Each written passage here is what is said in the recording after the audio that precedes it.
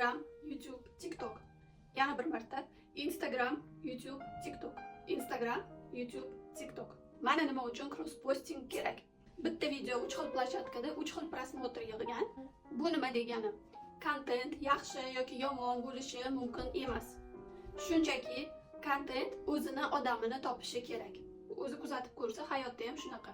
Qanaqadir g'oya, o'ylovni, xayolda o'tkazgan narsani kimgadir aytasiz, miyangizga kelgan g'oyani mas'uliyatini kimnidir qo'liga berib qo'yasiz, kimdir esa yo'q, bo'lmadi, qilib ko'rma kerak emas deydi-da, shu bilasiz, qilib ko'rmaysiz.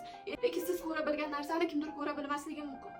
Bu degani sizni narsangiz, sizni g'oyangiz yaxshi yoki yomon degani emas.